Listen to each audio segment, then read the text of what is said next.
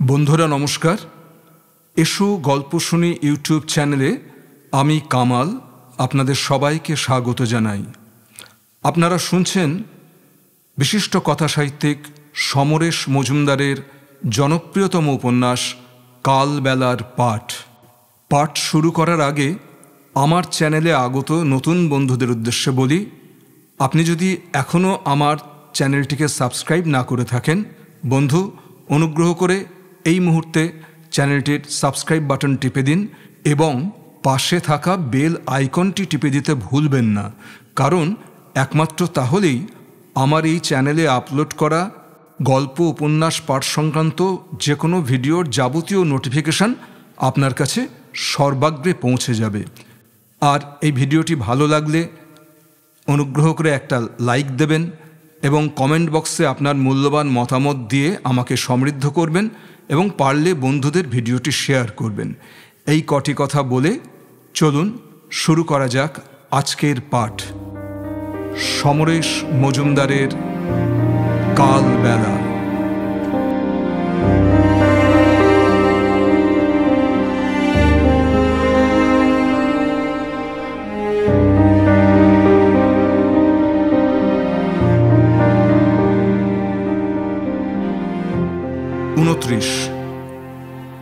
দারোয়ানকে manage করে সুভাষকে নিজের ঘরে আনতে কোনো অসুবিধে হলো না অনিমেষের। হোস্টেলের সবার খাওয়া হয়ে গেছে। রাত বেশি হওয়ায় দু একটা ছাড়া প্রায় সব ঘরের আলো নিভে গেছে। অনিমেষ খাবার ঘর থেকে ঢাকা দেওয়া নিজের খাবারটা ওপরে নিয়ে এলো। রুটিগুলো এরই মধ্যে শক্ত হয়ে গেছে, ঝোলে সেই বিদিকিচ্ছিরি গন্ধ। জোর করে সুভাষকে রাজি করিয়ে ওই খাবার ভাগ করে খেয়ে অনিমেষ বলল, আপনি খাটে শুয়ে পড়ুন, আমি নিচে শুচ্ছি। তোমার তক্তপোষটায় দিব্যি দুজনে কুলিয়ে যাবে, ব্যস্ত হয়েও না। সুভাষ একটা চারমিনারের প্যাকেট বের করে বলল, আচ্ছা অনিমেষ, আমরা দুজনেই তুমি বলবো এরকম পরিস্থিতি আগে হয়েছিল না? আপনি বলাটা বন্ধ করো, ওতে দূরত্ব বেড়ে যায়। চারধার নিঃশব্দ। ট্রাম লাইন ঘুমিয়ে পড়লে কলকাতা যুবতী বিধবার মতো মাথা নিচু করে থাকে খানিকক্ষণ। আশেপাশের বাড়িগুলোর আলো নিভে গেলে দূরে একটা চারতলার ঘরের জানালার কাচ ঝকঝক করছে। অনিমেষ চেয়ারে বসে সেদিকে তাকিয়েছিল। এতক্ষণ সে সুভাষদাকে কোনো প্রশ্ন করেনি। এত রাতে হঠাৎ কি বিপদ হলো তা জানতে কৌতূহল হচ্ছে, কিন্তু নিজে থেকে না বললে প্রশ্ন করতে খারাপ লাগছিল। হঠাৎ সুভাষ বলল, তোমার কোনো অস্বস্তি হচ্ছে না তো? কেন? এই যে হঠাৎ এসে জুড়ে বসলাম। যা, তা কেন হবে? তোমার বন্ধুরা, আমি বিমানদের কথা বলছি, তারা কৈফিয়ত চাইবেই। কেন? এটা আমার ব্যক্তিগত ব্যাপার। তাছাড়া এখন আর কৈফিয়ত দিতে আমি বাধ্য নই। কথাটা বলে অনিমেষ সুভাষের দিকে তাকিয়ে হাসল। কেন? আমার আর ভালো লাগছে না। আসলে আমি পার্টির কাজকর্ম আর মানতে পারছি না। এত স্বার্থান্বেষী মানুষ পার্টির ওপরতলায় ছেয়ে গেছে যে এই দলের কাছ থেকে নতুন কিছু আশা করা যাবে না। প্রতি মুহূর্তে বিবেকের সঙ্গে লড়াই করার চাইতে নিষ্ক্রিয় হয়ে থাকা অনেক ভালো, অনিমেষ বলল। সুভাষ ওকে ভালো করে দেখল, তারপর বলল, আলো নিভিয়ে শুয়ে পড়ো, অনেক রাত হয়েছে। আলোচনাটাকে হঠাৎ এভাবে থামিয়ে দেওয়ায় অনিমেষ অবাক হলো। সুভাষ কি ওর কথা বিশ্বাস করছে না? ঘরের আলো নেভালেও একটা পাতলা আলো অন্ধকারে মাখামাখি হয়ে থাকে। অনিমেষ সুভাষের পাশে চুপচাপ শুয়েছিল। সে বুঝতে পারছিল তার ঘুম আসবে না। এতকাল একা শুয়ে শুয়ে এমন একটা অভ্যেস তৈরি হয়ে গেছে যে এখন পাশে কেউ শুয়ে থাকলেই অস্বস্তি হয়। শুয়ে শুয়ে সে সুভাষের ব্যাপারটা চিন্তা করছিল। পার্টির সক্রিয় কর্মী হিসেবে সুভাষ খাদ্য আন্দোলন করেছে, অ্যাকশনে নেমেছে। এরকম একটা মুহূর্তে ও তাকে শিয়ালদার গলি থেকে গুলিবিদ্ধ অবস্থায় তুলে নিয়ে গিয়েছিল। তারপর পার্টির হয়ে বীরভূমের গ্রামে গ্রামে ঘুরে সংগঠনের কাজ করেছে দীর্ঘদিন। সুভাষই তাকে বিমানদের সঙ্গে আলাপ করিয়ে দিয়েছে। আবার এই সুভাষকেই পার্টি থেকে দলবিরোধী কাজের জন্য তাড়িয়ে দেওয়া হয়েছে। সুভাষের সঙ্গে দেখা হয়েছিল বলে বিমানরা তার প্রতি অসন্তুষ্ট হয়েছিল। দল থেকে বেরিয়ে সুভাষদা এখন কি করছে কিছু কিছু কথা আবছা আবছা তার কানে আসছে, সেগুলো বিশ্বাস করতে কষ্ট হয়। সুভাষ কি সেই দলে আছে? আর আজ রাত্রে যেভাবে সুভাষ তার কাছে এসে আশ্রয় নিল, তাতে বোঝা যায় কেউ বা কারা তার ক্ষতি করতে চাইছে, এবং এই মুহূর্তে সুভাষকে পালিয়ে থাকতে হচ্ছে। কেন? কথাগুলো মনের মধ্যে বুদবুদের মতো উঠছে, অথচ এক হাতের মধ্যে শুয়ে সুভাষ, তাকে জিজ্ঞাসা করা যাচ্ছে না। কেউ যদি নিজে থেকে উন্মোচন না করে, তাহলে খোঁচাতে সংকোচ হয়। সুভাষ যে ঘুমিয়ে পড়েছে এটা বুঝতে কোনো অসুবিধা হচ্ছে না এখন। অনিমেষ ঘুমোতে পারছিল না। এখন পার্টির মধ্যে হাজারটা ফাটল, পাশাপাশি কংগ্রেসও স্বাভাবিক অবস্থায় নেই। বর্তমান সরকারের খাদ্যনীতি একদল মানুষকে বেদম চটিয়েছে। লেভি ব্যবস্থার শিকার হয়েছে জোদ্দারেরা, যারা এতকাল কংগ্রেসের খুঁটি ছিল। বর্তমান মুখ্যমন্ত্রী বৃহত্তর কলকাতায় রেশন ব্যবস্থা চালু করেছেন লেভির মাধ্যমে রেকর্ড পরিমাণ খাদ্যশস্য সংগ্রহ করে। আর এর ফলে সারা বাংলার জোদ্দারেরা ক্ষিপ্ত হয়ে উঠেছে। বামপন্থীরা বিক্ষিপ্ত আন্দোলন শুরু করেছিল কয়েকটা জায়গায়। কৃষ্ণনগর এবং বর্ধমানে দুটো তাজা ছেলে পুলিশের গুলিতে প্রাণ হারিয়ে সারা বাংলার মানুষের মনে কংগ্রেস সম্পর্কে অস্বস্তি এনে দিয়েছে। কেন্দ্রে প্রধানমন্ত্রীর অকাল মৃত্যুতে কংগ্রেস যে দ্বিধায় পড়েছিল, তা এখনও কাটেনি। নেহেরু পরিবারকে আবার আঁকড়ে ধরা হয়েছে। দেশের প্রধানমন্ত্রী এখন একজন মহিলা, যাকে মন্ত্রিসভার বয়স্ক সদস্যরা একদা স্নেহ করতেন বা বাধ্য হতেন স্নেহ করতে।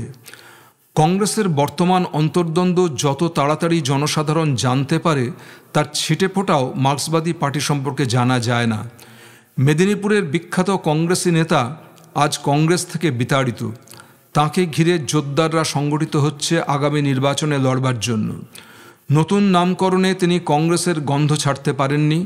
তার একমাত্র লক্ষ্য কংগ্রেসকে ক্ষমতাচ্যুত করে প্রকৃত কংগ্রেসি দল প্রতিষ্ঠা করা। তার সঙ্গে বিরোধীদের সুবিধাবাদী অংশ হাত মেলাচ্ছে। তা সত্ত্বেও কোনো গোঁড়া পার্টি ক্যাডার স্বপ্নেও ভাবতে পারে না আগামী নির্বাচনে কংগ্রেস পরাজিত হবে। তবু লড়ে যাওয়া, গণতন্ত্রে লড়ে যেতে হয়।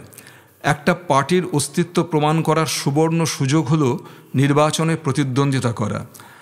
পার্লামেন্ট হলো শুয়োরের খোঁয়াড়, কথাটা মনে পড়তেই অনিমেষ হেসে ফেলল। সারা দেশ উৎসুক হয়ে আছে ওই খোঁয়াড়ে ঢুকে কাদা পাঁকে মুখ গুজে পড়ে থাকতে। এই পরিস্থিতিতে সুভাষরা কি ভাবছে, কি করতে চাইছে ওরা? কখন ঘুমিয়ে পড়েছিল অনিমেষ তা জানে না। উঠে দেখল সুভাষ চেয়ারে বসে আছে। বাইরে এখনও তেমন রোদ ওঠেনি। সুভাষ হাসল। ঘুম হলো?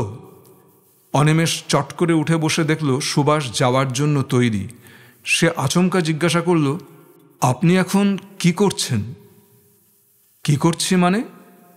রাজনীতির কথা বলছি।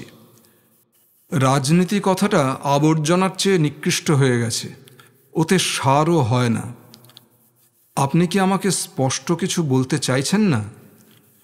তুমি কিন্তু এখনও আপনি ছাড়তে পারলে না। ঠিক আছে সুভাষদা, আমি একটা রাস্তা খুঁজতে চাই। এভাবে ভালো লাগছে না। পার্টির সঙ্গে কাজ করা আমার পোষাবে না। ভেবেছিলাম এখন পড়াশোনা করব, ওসব মাথায় রাখব না, কিন্তু... সুভাষ কিছুক্ষণ চিন্তা করল, তারপর একটা সিগারেট ধরিয়ে বলল, তোমার যা অবস্থা তা আমাদের অনেকেরই। একসময় আমি ডেডিকেটেড ছিলাম, কমিউনিস্ট পার্টির কর্মী হিসেবে আমি একমুখী ছিলাম। কিন্তু সংসদীয় গণতন্ত্রের দোহাই দিয়ে এই দেশের পার্টির কর্তারা এক ধরনের গজকচ্ছপ কমিউনিজম জন্ম দিচ্ছেন। তোমার সঙ্গে একদিন চায়ের দোকানে এই ব্যাপারে কথা বলেছিলাম। হ্যাঁ, আমরা অন্যরকম চিন্তাভাবনা করেছি। কাজ শুরু হয়ে গেছে। আমরা বিশ্বাস করি ভারতবর্ষের স্বাধীনতা চীনের পথেই সম্ভব। আমরা সেটা অর্জন করতে চাই। এই মেরুদণ্ডহীন মানুষগুলো কিন্তু আমাদের হাতে স্বাধীনতা তুলে দেবে না, আমাদের আদায় করতে হবে। আমরা মনে করি বন্দুকের নলই হলো মানুষের প্রকৃত শক্তির উৎস। অনিমেষ, আমরা একটা আগুন জ্বালতে চাই, যে আগুনে আমাদের নকল চামড়ার খোলস পুড়ে ছাই হয়ে যাবে। একটা নতুন ভারতবর্ষ নিজের পায়ে দাঁড়াবে শ্রেণীহীন সমাজ ব্যবস্থা নিয়ে। অনিমেষ জিজ্ঞাসা করল, এটা কি এখনই সম্ভব? সুভাষ বলল, এ সম্পর্কে মাও সেতুংয়ের দেওয়া একটা চমৎকার উপমা মনে পড়ছে। আমরা এক থালা ভাত কি একবারে খেতে পারি? এক থালা ভাত তো ধীরে ধীরে গ্রাস করে খেতে হয়, তাই না? অনিমেষ ভেতরে ভেতরে অত্যন্ত উত্তেজিত হয়ে পড়ছিল। সে উজ্জ্বল মুখে সুভাষের দিকে তাকিয়ে বলল, সুভাষদা, আমাকে একটু বিশদ করে বলুন। সুভাষ বলল, এখন আমার সময় নেই ভাই, 8টার মধ্যে আমাকে একটা জায়গায় পৌঁছতে হবে। তুমি এক কাজ করো, আমি তোমাকে একটা কাগজ দিয়ে যাচ্ছি, পড়লেই মোটামুটি বুঝতে পারবে আমরা কি চাইছি। যদি কোথাও অস্পষ্টতা থাকে আলোচনা করতে পারো। সুভাষ ব্যাগ থেকে কিছু কাগজপত্র বের করে তার থেকে একটা লিফলেট জাতীয় জিনিস তুলে অনিমেষের হাতে দিল। অনিমেষ সেটার উপর চোখ রাখতেই সুভাষ উঠে দাঁড়ালো। বিমানদের সঙ্গে তোমার সম্পর্ক ছিন্ন করেছ? মাথা নাড়ল অনিমেষ। না, মানে মৌখিকভাবে কিছু হয়নি। সুভাষ বলল, আমি জানতাম তোমাকে সরে আসতেই হবে। সিদ্ধান্ত নেবার পর আশা করব তুমি সম্পর্ক রাখবে না, তাতে ভুল বোঝাবুঝি বাড়ে। আর একটা কথা, এখন থেকে যা করবে সাবধানে করবে। এই কাগজটা প্রকাশ্যে রাখার দরকার নেই। অনিমেষ বলল, আপনি কি আজ সন্ধ্যাবেলায় আসছেন? মানে এখানে থাকবেন তো? সুভাষ বলল, না ভাই, আমাকে আজই বর্ধমান যেতে হবে। অনিমেষ একটু ভাবল, তাহলে আপনার সঙ্গে আমার কবে দেখা হচ্ছে? দরজায় দাঁড়িয়ে সুভাষ বলল, তুমি নিজের মন পরিষ্কার করো, আমি সময় হলেই যোগাযোগ করব। ঝড়ের মতো নেমে গেল সুভাষ। অনিমেষ চুপচাপ বসে থাকলো বেশ কিছুক্ষণ। তারপর উঠে দরজাটা বন্ধ করে দিয়ে সে আবার বিছানায় শরীর এলিয়ে দিল। লিফলেটটা কয়েকটা পাতার। ভারতবর্ষের বর্তমান কমিউনিস্ট পার্টিগুলো বৈপ্লবিক পরিবর্তনের অতীত প্রতিশ্রুতিগুলো বিস্তৃত হয়ে ঔপনিবেশিক সংসদীয় কাঠামোয় নিজেদের মানানসই করে নিয়ে রাজ্য সরকার পাওয়ার জন্য বেশি মন দিয়েছেন। এর প্রতিক্রিয়া হয়েছে তরুণ কমিউনিস্টদের মধ্যে। আমরা ভারতবর্ষের অতীত বিপ্লবী পর্বের অর্থাৎ তেভাগা সংগ্রাম ও তেলেঙ্গানা সশস্ত্র আন্দোলনের উৎস থেকে প্রেরণা নিয়ে নতুনভাবে বিপ্লব পরিচালনা করতে দৃঢ় প্রতিজ্ঞ। যেহেতু তৃতীয় বিশ্বে জনগণের মধ্যে সবচেয়ে শোষিত ও পীড়িত অংশ কৃষক সমাজ এবং যেহেতু এ অঞ্চলে অতীতে সমাজ পরিবর্তনের আন্দোলনে এই কৃষক সাধারণেরই ছিল সর্বাধিক অগ্রণী ভূমিকা, তাই আমাদের এই নতুন বিপ্লবে এই অবহেলিত শ্রেণীর পাশে দাঁড়াবো আমরা। তৃতীয় বিশ্বে বিপ্লবের কেন্দ্রস্থল গ্রাম, এই তত্ত্বকে আরও এক ধাপ এগিয়ে লিন পিয়াও সিদ্ধান্ত এসেছিলেন ইউরোপ ও আমেরিকা শহরের মতো, আর আফ্রিকা, এশিয়া ও লাতিন আমেরিকা এই পৃথিবীর গ্রামাঞ্চল। গ্রাম দিয়ে শহর ঘেরার তত্ত্ব প্রয়োগ করে তিনি গণমুক্তির সংগ্রামকে জোরদার করতে যে আহ্বান জানিয়েছেন, আমরা সর্বান্তঃকরণে তা সমর্থন করি। আমাদের দেশের ইতিহাস হচ্ছে ব্রিটিশ সাম্রাজ্যবাদ ও সামন্তবাদী শোষণের বিরুদ্ধে ভারতবর্ষের বীর কৃষক শ্রেণীর বিরামহীন সংগ্রামের ইতিহাস। ভারতবর্ষের মোট জনসংখ্যার শতকরা ৭৫% হলেন কৃষক এবং এরাই সবচেয়ে বেশি শোষিত। তাই সশস্ত্র কৃষক গেরিলা দল সংগঠিত করে গ্রামে গ্রামে অঞ্চলভিত্তিক ক্ষমতা দখল করতে হবে। গত ২ শতকে কৃষক আন্দোলনের অনুপ্রেরণা আমরা কাজে লাগাবো। সাঁওতাল বিদ্রোহের নেতা সিধু কানু এই কৃষক বিদ্রোহের পূর্বসূরি।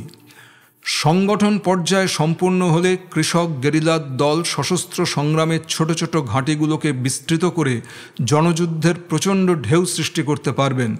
গড়ে তুলবেন গণফৌজ, যে গণফৌজ দ্বারা গ্রামাঞ্চলে ৪ পাহাড়ের প্রতিক্রিয়াশীল শাসককে উচ্ছেদ করবে, শহরগুলোকে ঘিরে ফেলে দখল করে নেওয়া হবে এবং সমগ্র দেশে গণতান্ত্রিক একনায়কত্ব কায়েম করে দৃঢ়তার সঙ্গে তাকে সর্বহারার একনায়কত্ব ও সমাজতন্ত্রের দিকে এগিয়ে নিয়ে যাওয়া হবে। শহরের মধ্যবিত্ত শ্রেণী চিরকালই সুবিধাবাদী, পৃথিবীর সব দেশেই সেটা দেখা যায়। শহরের এই শ্রেণীর কর্মীদের শ্রেণীচ্যুত হয়ে ভূমিহীন ও গরিব কৃষকের পাশে গিয়ে লড়াই করতে আহ্বান জানানো হচ্ছে। অনিমেষ বাকি লিফলেটটা শেষ করল। একবার নয়, বেশ কয়েকবার সে খুঁটিয়ে খুঁটিয়ে আগাগোড়া পড়ে নিল। পড়তে পড়তে ও শরীরের শিরায় শিরায় যেন নতুন পায়ের শব্দ পাচ্ছিল। একটা নতুন ভারতবর্ষ সৃষ্টি করার পরিকল্পনা শুরু হয়ে গেছে। এতদিন যে বিক্ষিপ্ত মানসিকতায় একই ঘোলা জলে সে পাক খাচ্ছিল, তা থেকে ছিটকে বেরিয়ে এলো সে। তার অজ্ঞাতে আরও কিছু মানুষ যে একই রকম চিন্তাভাবনা করছে এবং পরিষ্কার একটা পথের সন্ধান করে নিচ্ছে, তা সে এতদিন জানতই না। এই ক্লিব সমাজ ব্যবস্থা এবং মেরুদণ্ডহীন লোভী রাষ্ট্র ব্যবস্থাকে চুরমার করে দেওয়ার জন্য একটা সংগঠিত শক্তি দরকার। গ্রামের কৃষকদের সংগঠিত করেই সেটা সম্ভব। ওই স্বার্থপর মানুষগুলো যারা বিভিন্ন পার্টির চূড়োয় কায়েম হয়ে আছেন দিনের পর দিন, তাদের ছুঁড়ে ফেলে না দিতে পারলে এই দেশে কখনোই মানুষের স্বাধীনতা আসবে না। 1947 আমাদের মুক্তির বছর নয়। সুভাষদারা যে পথে যাচ্ছেন মনে হচ্ছে সেটাই আসল মুক্তির পথ। কিছু পেতে হলে অবশ্যই দিতে হয়। অধিকার কেউ হাতে তুলে দেয় না। বিদেশি রাষ্ট্র যখন মাথার ওপর জুতো চাপিয়ে দেয়, তখন তার বিরুদ্ধে লড়াই করে মুক্তি পাওয়া অনেক সহজ। প্রতিপক্ষকে চিহ্নিত করতে একটু অসুবিধা হয় না। কিন্তু এ লড়াই নিজেদের সঙ্গে নিজেদের লড়াই, শোষকের বিরুদ্ধে শোষিতের সংগ্রাম। অনিমেষের হঠাৎ মনে হলো, প্রাক বিপ্লব চীনের সঙ্গে ভারতবর্ষের বর্তমান শাসন ব্যবস্থার হুবহু মিল আছে। লিফলেটে মাও সেতুংয়ের লং মার্চের কথা বলা আছে। অনিমেষ আগেও সেই সংগ্রামী যাত্রার কাহিনী পড়েছে। কুওমিন্তাংয়ের নেতারা যখন ধারণা করেছেন চীনের মাটি থেকে কমিউনিস্টরা মুছে যাচ্ছে, তখন 1934 সালের 16 অক্টোবর 90,000 লোকের মুক্তি ফৌজ রাতের অন্ধকারে শুরু করেছিল সেই মহাযাত্রা। 15 বছর বাদে 1949-এ যা চীনকে মুক্ত করে নতুন ইতিহাস সৃষ্টি করল। 90,000 কৃষক শ্রমিককে সংগঠিত করেছিলেন মাও সেতুং। মার্চ হতো রাতের বেলায়। মুক্তিবাহিনী দুভাগে ভাগ হয়ে দক্ষিণ ও পশ্চিম দিকে চলতে শুরু করল। যাত্রার চতুর্থ দিনে তারা আচমকা আক্রমণ করে চিয়াং কাইশেকের বাহিনীকে হটিয়ে দিয়ে পথ পরিষ্কার করে নিল। মুক্তি ফৌজের প্রধান বাহিনীর সঙ্গী ছিল যুবক, বৃদ্ধ, নারী, শিশুরা। ছিল খচ্চরের পিঠে চাপানো কারখানার মেশিন, অস্ত্রশস্ত্র, সাংসারিক জিনিস। প্রচুর ক্ষতি স্বীকার করতে হয়েছে মুক্তিবাহিনীকে। গতি ধীরে হওয়ায় চিয়াং কাইশেক বারংবার আঘাত হেনে চলেছেন ওদের ওপর। দুদিক থেকে মিছিলকে তাঁর সৈন্যরা আক্রমণ করছে, আর মাথার ওপরে মার্কিন সাহায্যপ্রাপ্ত বিমান থেকে বোমাবর্ষণ চলছে। কিন্তু কিছুতেই দমল না মুক্তিবাহিনী। মানুষ যখন উদ্বুদ্ধ হয় দেশপ্রেমে, তখন কোনো প্রতিরোধ তার সামনে মাথা তুলতে পারে না। দেশের এপিঠ থেকে ওপিঠ মিছিলটা এগোচ্ছে। কোনো বক্তৃতা দিয়ে মানুষকে বোঝানো বা শিক্ষিত করার চেয়ে জনসাধারণকে একত্রিত করার, উদ্বুদ্ধ করার এমন কার্যকরী উপায় কেউ ভাবতে পারেনি। এ মিছিল আমাদের মুক্তির, এই বোধ মানুষকে উৎসাহিত করেছিল। নইলে তাতু নদীর ওপর সেদিন অমন ঘটনা ঘটতে পারত না। নদীটার ওপর মাত্র একটাই সেতু, এবং সেটা কাঠের। গণফৌজকে ওই নদী পেরিয়ে যেতে হবে। মিছিল যখন নদীর কাছাকাছি এসে পড়ল, তখন চিয়াং কাইশেকের সৈন্যরা মেশিনগান সাজিয়ে বসে গেছে নদীর অন্য পারে। এদিকে চিয়াংয়ের অপর বাহিনী ইঁদুর কলে মিছিলকে ঠেসে ধরবার জন্য পেছন থেকে ধাওয়া করে এলো। সেচুয়ানের পার্বত্য অঞ্চলে এই ভীষণ নদীটির ওপর পুরনো আমলের ভাঙাচোরা কাঠের ঝুলন পুল পার হতে হবে গণফৌজকে। অপর পারে যে মেশিনগানগুলো প্রস্তুত, সে খবরও এসেছে। প্রথম দল এগিয়ে চলল দৃঢ় পদক্ষেপে।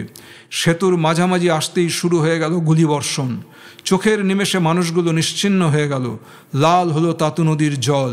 পরের দল বন্দুক ছুটতে ছুটতে এগুলো ওই ছোট সেতুর ওপর দিয়ে, কিন্তু মেশিনগান তাদের আলতো করে তুলে নিল এবারও।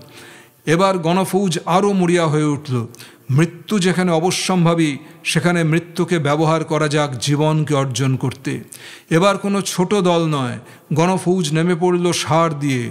মেশিনগানের আঘাতে মানুষ মরছে, কিন্তু তার জায়গা নিয়ে পরের জন সেতুর ওপর আরও একটু এগিয়ে আসছে। তার মৃতদেহ যেখানে পড়ছে, তা থেকে পরবর্তী মুক্তিসেনা আরও কয়েক পা মিছিলকে এগিয়ে দিচ্ছে। এবার চিয়াংয়ের বাহিনী নতুন অস্ত্র প্রয়োগ করল। ফ্লেম থ্রোয়ার ছুঁড়ে ওরা ঝুলন পুলের কাঠে আগুন ধরিয়ে দিল। দাউ দাউ করে জ্বলছে সেতু। মাঝপথেই পুড়ে নদীতে পড়ে গেল প্রথম সারির মানুষগুলো, কিন্তু পিছু হটল না চীনের মুক্তি ফৌজ। সেই লকলকে আগুনের সামনে দাঁড়িয়ে তারা এক অমানুষিক কাণ্ড করল। জ্বলন্ত পুলের ওপর দিয়ে অবিশ্রান্ত গুলিবর্ষণে টুপটাপ নদীর বুকে ঝরে যেতে যেতে প্রথম দলটা সেতু পার হলো। চোখের সামনে ঝাঁকে ঝাঁকে জ্বলন্ত শরীর ছুটে আসছে দেখে চিয়াংয়ের সৈন্যরা হতভম্ব। কতখানি আবেগ মানুষের বুকে পাহাড় হলে এইভাবে আত্মাহুতি দেওয়া যায় তার সন্ধান ওরা জানত না। এই অতিমানবিক ঘটনা দেখে চিয়াং বাহিনীর সৈন্যরা ভয় পেল। তারা মেশিনগান ছেড়ে পালাতে লাগলো। এবার দগ্ধ যারা তারা লুটিয়ে পড়ল মাটিতে, কিন্তু অর্ধদগ্ধ শ্রান্ত মুক্তিসেনারা এবার ওই পরিত্যক্ত মেশিনগানগুলোর দখল নিল। এপাশে আর কোনো বাধা নেই। অবশিষ্ট বাহিনীকে চিয়াংয়েরই মেশিনগানের গুলির ছাতির আড়ালে নিরাপদ রেখে ওরা নদী পার করিয়ে নিয়ে এলো। পথে বাধা ছিল অনেক। হিংস্র চীন বিরোধী পার্বত্য উপজাতিদের গুপ্ত আক্রমণের ভয়, সুবিশাল চোরা গহ্বরসংকুল তৃণভূমি অতিক্রম করার সমস্যা। মুক্তিফৌজ ওই পথ পেরিয়ে এলো মাও সেতুংয়ের নেতৃত্বে। 16,000 ফুট উঁচু পাহাড়ের বরফ ডিঙিয়ে 2,000 মাইলের সেই ভয়ঙ্কর তৃণভূমি ছাড়িয়ে হিংস্র উপজাতিদের সঙ্গে বন্ধুত্ব করে 1935 সালের 20 অক্টোবর গিয়ে পৌঁছল পাও আনে। সৃষ্টি হলো মুক্ত অঞ্চল। কনসি প্রদেশের ইয়েনান হল 47 সাল পর্যন্ত মুক্তিবাহিনীর রাজধানী। 90,000 মানুষ নিয়ে শুরু করা যাত্রা তখন 30,000-এ এসে ঠেকেছে, কিন্তু সাফল্য তখন করায়ত্ত। তারপর সেই মুক্ত অঞ্চল ক্রমশ বিস্তৃত হতে লাগলো, কিন্তু সেখানেও সমস্যা জমেছিল অনেক। চিয়াং কাইশেকের শিক্ষিত সৈন্যরা মুক্ত এলাকা দখল করতে দৃঢ় প্রতিজ্ঞ।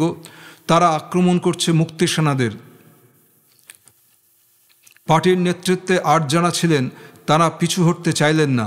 ভাবাবেগে বললেন, এত কষ্টে তৈরি করা এই মুক্ত অঞ্চলের 1 ইঞ্চি জমি বা আমরা ছাড়ব কেন? ঘরদুয়ার জিনিসপত্র শত্রুকে দিয়ে পালিয়ে যাব? সব এলাকাতেই প্রতিরোধ করতে হবে। মাও সেতুংকে তারা বললেন, জঙ্গলে পাহাড়ে মার্ক্সবাদ বিকাশ লাভ করে না। মাও সেতুং এই মতকে মানলেন না। শত্রুপক্ষ যখন অনেক আধুনিক অস্ত্রে শক্তিশালী, তখন মুখোমুখি লড়াই করা ঠিক নয়। বিনা বাধায় শত্রুকে মুক্তাঞ্চলে ঢুকতে দাও, তারপর আমাদের এলাকার মাঝামাঝি এসে যখন ওই বিরাট বাহিনী ছাউনি গেড়ে বসবে, তখন হঠাৎ আক্রমণ করে তাদের ছত্রভঙ্গ করব।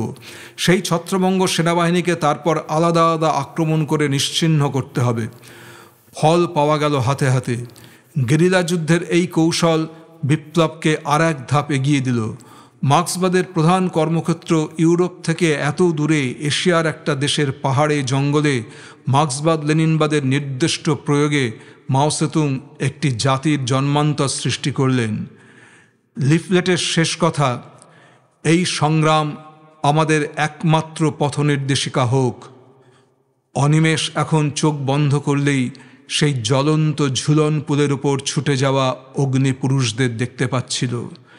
এই পথ একমাত্র পথ।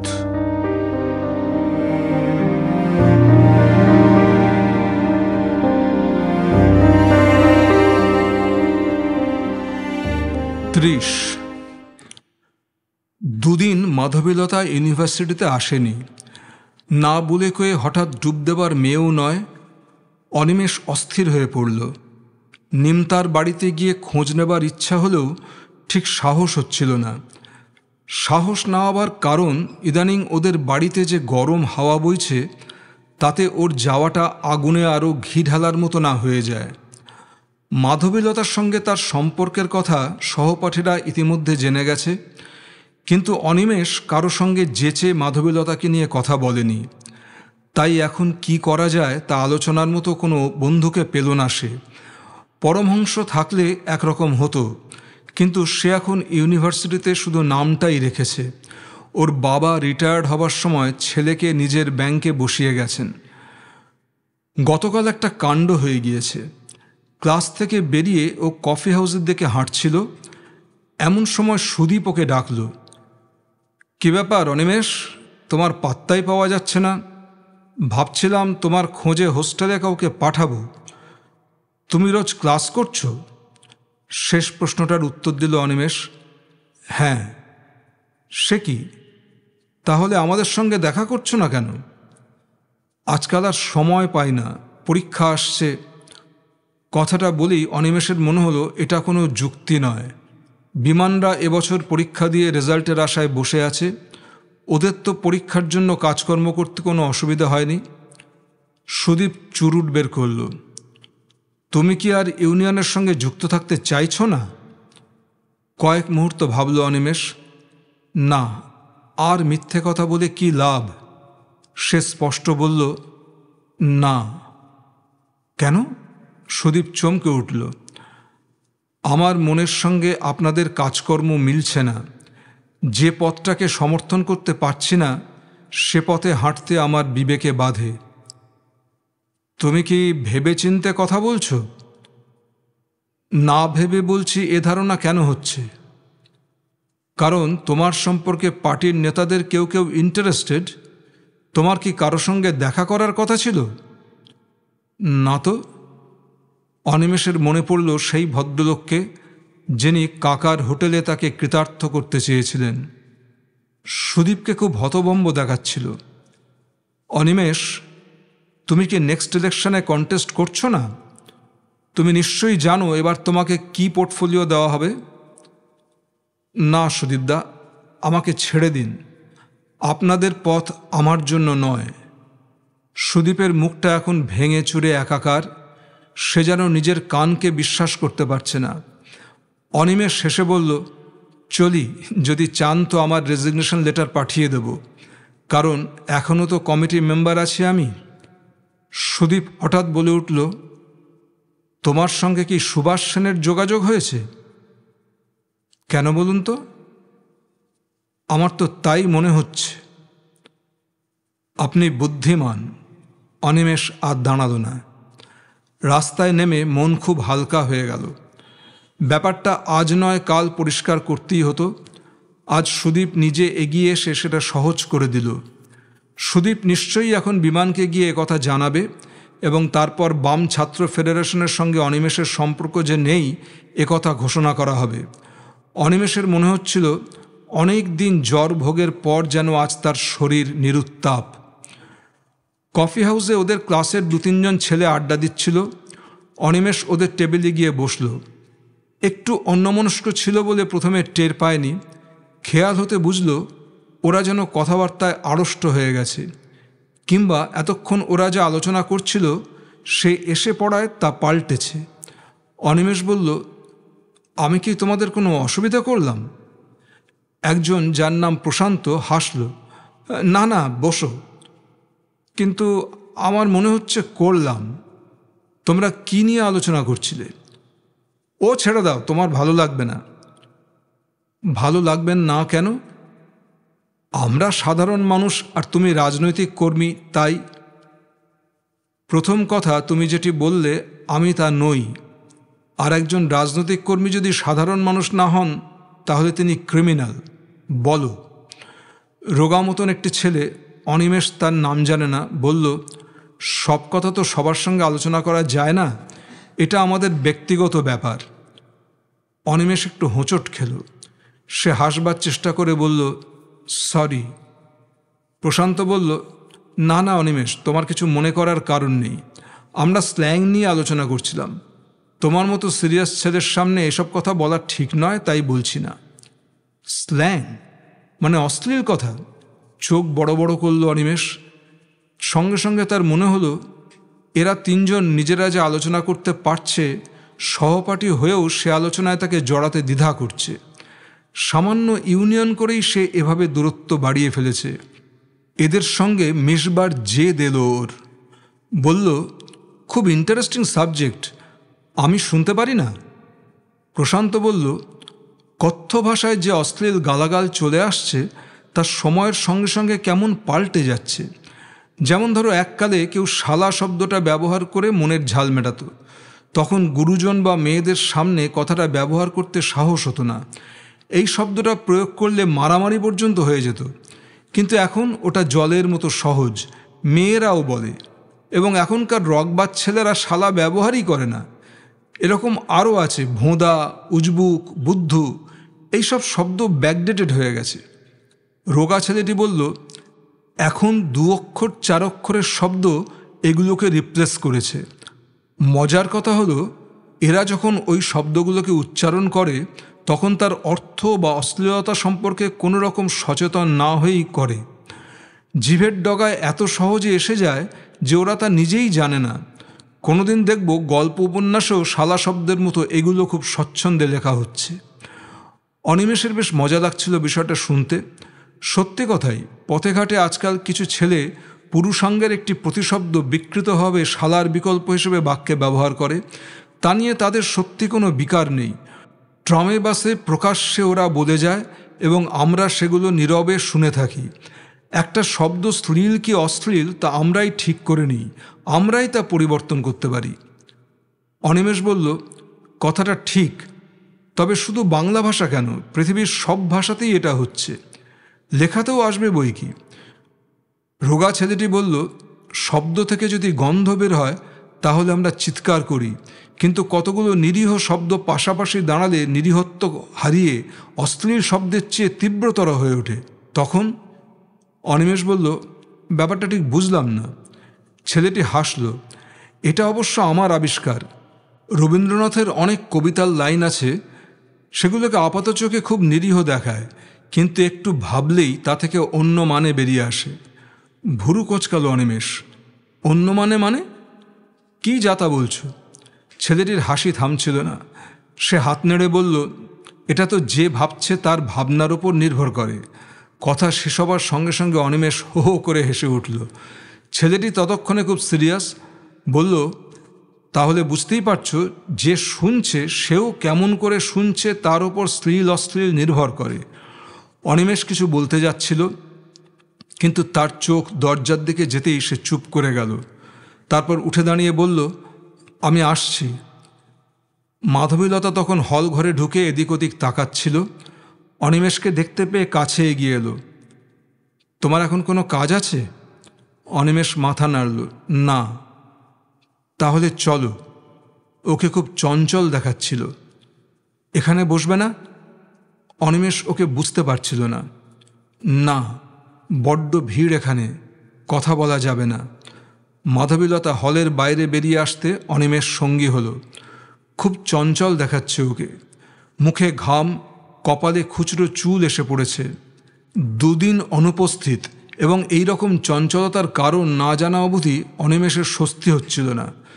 খুব গম্ভীর দেখাচ্ছে মেয়েটাকে। জামা কাপড়ও আজ অন্য দিনের মতো উজ্জ্বল নয়। কলেজ স্ট্রিট দিয়ে হাঁটতে হাঁটতে জিজ্ঞাসা করল, কলেজ স্কোয়ারে বসবে? একটু ভেবে মাধবীলতা জানালো, না, খিদেও পেয়েছে, বসন্তে চলো। তারপর হেসে চিমটি কাটল।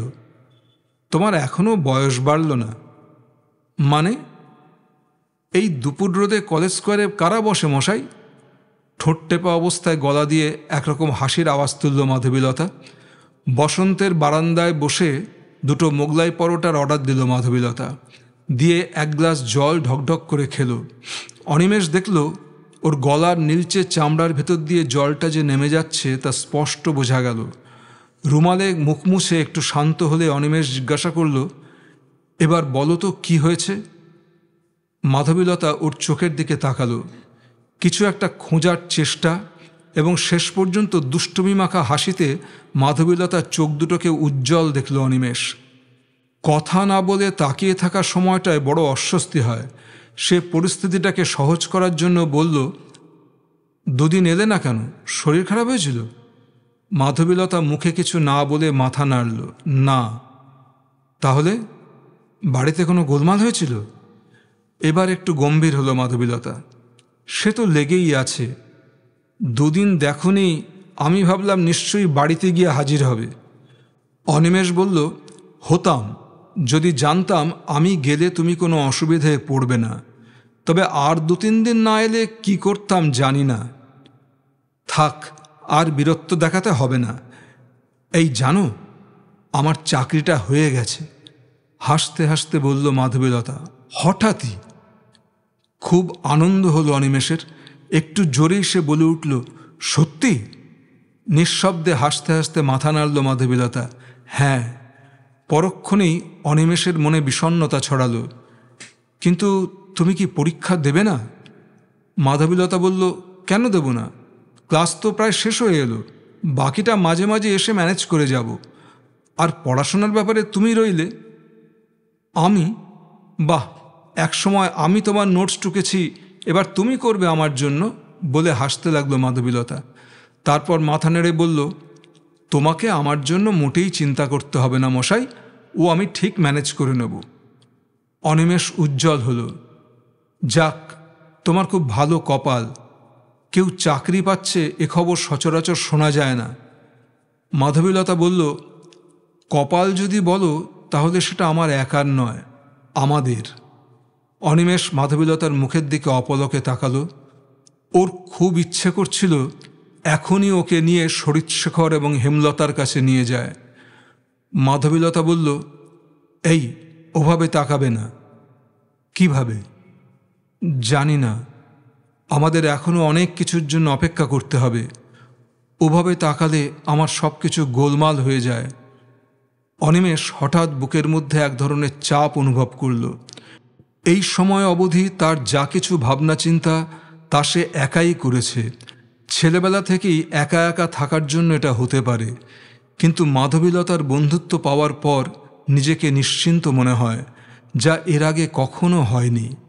পুরুষ মানুষ যদি কোনো নারীর আষ্টে পৃষ্ঠে জড়ানো ভালোবাসা না পায়, তাহলে তার বেঁচে থাকা অর্থহীন। মাধবীলতা বলল, অনি, আবার কি ভাবছ? অনিমেষ হেসে ফেলল। ডাকটা কত মিষ্টি লাগলো ওর। এই প্রথম তাকে অনি বলে ডাকলো মাধবীলতা। সেটা বুঝতে না দিয়ে বলল, আমি ভাবছি এবার থেকে তোমার দেখা পাবো কি করে? তুমি রোজ কি আসবে? কেন আসবো না? এতটা উজানে? আসবো, তোমাকে না দেখলে আমার ভালো লাগে না। এই দুদিন তো দেখলাম। রাগ করতে গিয়েও করল না মাধবীলতা। অমন করে বলো না, দুদিন ধরে এই চাকরিটার জন্য যা চরকিবাজি করেছি, আসতে পারিনি বলে আমারই খারাপ লেগেছে। ভেবেছি একেবারে এসে তোমাকে সুখবরটা দেব। দিলাম। খাওয়া হয়ে গেলে মাধবীলতা কবজি ঘুরিয়ে সময় দেখল, তারপর বলল, চলো। অনিমেষ বলল, কোথায়? আমি যদি বলি নরকে, তুমি যাবে না? চিন্তা করব, কারণ সেখানে নাকি বিশাল কড়াইয়ে গরম তেল দিনরাত ফোটে, গেলেই চুবিয়ে দেবে। ওহ, কথায় তোমার সঙ্গে আমি পারবো না। আমি শ্যামবাজার যাব, তুমি আমার সঙ্গে চলো। প্লেট থেকে মৌরি তুলে দাঁতে কাটল মাধবীলতা। কাজটা কি? বাসস্থান খুঁজতে। বাসস্থান? অনিমেষ হতভম্ব হয়ে গেল। আমার একটা থাকার জায়গা চাই না? দুটো লেডিস হোস্টেলের খবর পেয়েছি, চলো গিয়ে দেখি সেখানে জায়গা আছে কিনা, গম্ভীর গলায় জানালো মাধবীলতা। এতক্ষণে সব কথা মনে পড়ল অনিমেষের। চাকরি পেলেই বাড়ি থেকে বেরিয়ে আসবে বলে জানিয়েছিল মাধবীলতা। সেটা যে এতটা স্থির সিদ্ধান্ত তা অনুমান করতে পারেনি। হঠাৎ উত্তেজিত হয়ে কিছু করে ফেললে সারা জীবন মেয়েটাকে এজন্য আফসোস করতে হবে। অনিমেষ জিজ্ঞাসা করল, ব্যাপারটা কি এতই সিরিয়াস? মানে? ভুরু কোঁচকালো মাধবীলতা। এখনই হোস্টেলে থাকতে হবে এমন কিছু কি হয়েছে? তুমি কি বলতে চাইছো আমি বুঝতে পারছি না। যদি অ্যাডজাস্ট করে বাড়িতে থাকা যায়। অনি, একটা মেয়ে ঠিক কীরকম পরিস্থিতি হলে বাড়ি থেকে বেরিয়ে হোস্টেলে উঠতে চায় তা তুমি বুঝবে না। তারপর নিচু গলায় জিজ্ঞাসা করল, তোমার কি ভয় হচ্ছে? ভয়? কি ব্যাপারে? আমি বাড়ি থেকে বেরিয়ে এলে তুমি জড়িয়ে পড়বে। মাধবীলতার গলা ভারী হয়ে আচমকা থেমে গেল। শীষের বল যেন আচমকা কেউ অনিমেষের বুকের ভেতর গড়িয়ে দিল। সে দ্রুত মাধবীলতার হাত ধরে বলল, ছি। কিছুক্ষণ সময় লাগলো সহজ হতে। মাধবীলতা বলল, বাবা বলেছেন যদি বিয়ের ব্যাপারে আমি স্বাধীনতা চাই, তাহলে আর 1 মাসের মধ্যে যেন নিজের ব্যবস্থা করে বাড়ি থেকে চলে যাই। শর্ত দিয়েছেন কোনো আত্মীয় স্বজনের বাড়িতে ওঠা চলবে না। অনেক ভেবেছি, তোমাকে ভালোবাসার পর আর অন্য কোনো পুরুষকে স্বামী বলে মেনে নিতে পারবো না। এই সময় স্কুলের চাকরিটা না পাওয়া গেলে যে কি করতাম জানি না। আমি তোমার কাছে তো কখনো কিছু চাইব না অনি, শুধু অনুরোধ, কখনো আমাকে ভয় পাইয়ে দিও না। অনিমেষ এতক্ষণ চুপচাপ কথাগুলো শুনছিল। শুনতে শুনতে ওর মনে হচ্ছিল যত তাড়াতাড়ি সম্ভব ওকে মাধবীলতার উপযুক্ত হতে হবে। এই মেয়েটির সামান্য অসম্মান মানেই তার বেঁচে থাকাটা লজ্জার। সে উঠে দাঁড়াল। চলো। মাধবীলতা মাথা নিচু করে হাঁটছিল। কিছুক্ষণ নীরবে চলতে চলতে অনিমেষের হঠাৎ মনে হলো এই মেয়েটির সঙ্গে সেই মেয়েটির কোনো মিল নেই। ইউনিভার্সিটি থেকে প্রথম আলাপের দিন যে মেয়েটি ওর সঙ্গে শিয়ালদা অবধি হেঁটে গিয়েছিল সে ছিল ঝর্ণার মতো তেজি, ছটফটে। আর এখন যে ওর সঙ্গে হাঁটছে সে নদীর মতো গভীর। প্রথম জনের সঙ্গে কথার খেলা করা যায়, এর মধ্যে সব কথা ডুবিয়ে দিতে হয়। অনিমেষ মনে মনে বলল, আমাকে বিশ্বাস করো। কলেজ স্ট্রিটের ভিড়ের মধ্যে পাশাপাশি হাঁটতে হাঁটতে মাধবীলতা ওর হাত স্পর্শ করল। হয়তো কাকতালীয়, কিন্তু অনিমেষ শিহরিত হলো। ওর মনে হলো মুখ ফুটে না বললেও মাধবীলতা ওর কথা বুঝতে পেরেছে। রাজবল্লভ পাড়ার কাছে একটা মেয়েদের হোস্টেল আছে, এটুকুই জানত মাধবীলতা। সেখানে পৌঁছাতে বিকেল প্রায় ফুরিয়ে এলো। দু একজনকে জিজ্ঞাসা করতেই হদিশ পাওয়া গেল গিরিশ অ্যাভিনিউতে ঢুকে একটা গলির মধ্যে হোস্টেলটা। মাধবীলতাই কথা বলল। অনিমেষ বাইরে দাঁড়িয়েছিল। কয়েক মিনিট বাদে বেরিয়ে এসে হাসল। হলো না। সিট নেই? না, মাস কয়েক বাদে একটা খালি হতে পারে। যাক চলে, মেয়েদের হোস্টেলেও এত ভিড়? কি কথা বলছো? মাধবীলতা কপালে ভাঁজ আনল। কলকাতায় মেয়েদের একা থাকার কটা জায়গা আছে মশাই? পাড়ায় পাড়ায় ছেলেদের হোস্টেল, কিন্তু কোনো মেয়ে একা থাকবে এটাই তোমরা ভাবতে পারো না। এবার দেশবন্ধু পার্কের কাছে যাব। ওখানেও যদি না পাওয়া যায়, অন্য কোথাও দেখতে হবে। ধরো কলকাতার কোথাও যদি পাওয়া না যায়। না, আমি ধরতে পারবো না। আমার দরকার, তাই পেতে হবে। কিন্তু দেশবন্ধু পার্কেও জায়গা পাওয়া গেল না। হোস্টেলের পরিচালিকার কাছে জানা গেল আমহার স্ট্রিটে আরেকটি হোস্টেল আছে চাকুরিজীবী মহিলাদের জন্য। এছাড়া আরও দুটো মেস আছে উত্তর কলকাতায়, যা মেয়েরাই চালান। মাধবীলতা নাছোড়বান্দা হলো। আজই সে সবগুলোর খোঁজ নেবে, কারণ একদিন দেরি হলে অন্য কেউ সুযোগটা নিয়ে নিতে পারে। কিন্তু অনিমেষ রাজি হচ্ছিল না। সন্ধে হয়ে আসছে, নিমতায় ফিরতে রাত হয়ে যাবে মাধবীলতার। এখন বাড়িতে যে টেনশন চলছে তাতে বেশি রাত করে ফেরা উচিত নয়। মাধবীলতাকে বোঝালো হোস্টেলগুলোতে গিয়ে আজই খোঁজ নেবে সে। মাধবীলতার যাওয়ার কোনো প্রয়োজন নেই। যদি খালি থাকে কোথাও তাহলে সে ব্যবস্থা করে ফেলবে। কথাটা শুনে মাধবীলতা ব্যাগ খুলে 100 টাকার নোট বের করল। তাহলে এটা রাখো, ব্যবস্থা করতে হলে তো টাকা লাগবে। অনিমেষ টাকাটার দিকে তাকালো। কথাটা সত্যি। ওই টাকাটা হাত পেতে নিতে সংকোচ হচ্ছিল ওর। তার উচিত নিজেই ওটা দিয়ে দেওয়া, কিন্তু এখন তার পক্ষে সেটা অসম্ভব। মাধবীলতা বলল, এটা আমার জমানো টাকা, নাও। টাকাটা নিলেও মন থেকে কুয়াশা দূর হলো না। টাকা দরকার। নিজে উপার্জন না করলে পৃথিবীতে সুস্থভাবে বেঁচে থাকা মাঝে মাঝে মুশকিল হয়। সঙ্গে এর পাল্টা একটা যুক্তি মনে এলেও অনিমেষ স্বস্তি পেল না।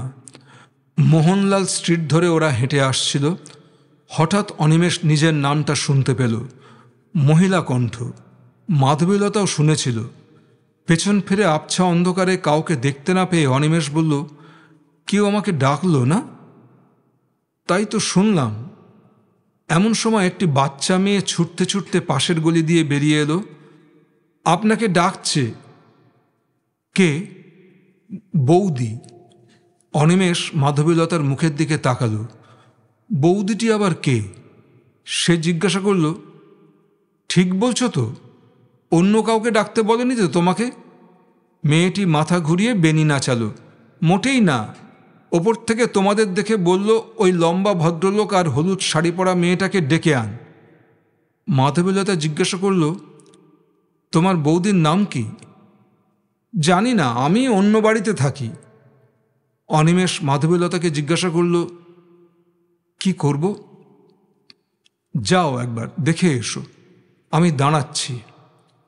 কিন্তু তোমার তো দেরি হয়ে যাচ্ছে। তাছাড়া কে না কে অন্ধকারে ভুলও করতে পারে। চলো একসঙ্গে গিয়ে একটু দাঁড়িয়েই ফিরে আসি। অনিমেষের কথায় অনিচ্ছা সত্ত্বেও মাধবীলতা গলিতে ঢুকল। একটু এঁকে বেঁকে একটা দোতলা বাড়ির সিঁড়ির কাছে গিয়ে মেয়েটি বলল, ওপরে চলে যান। অনিমেষ মাধবীলতাকে নিয়ে সিঁড়ি ভেঙে ওপরে উঠতেই ভূত দেখার মতো চমকে উঠল। দরজায় দাঁড়িয়ে নীলা হাসছে।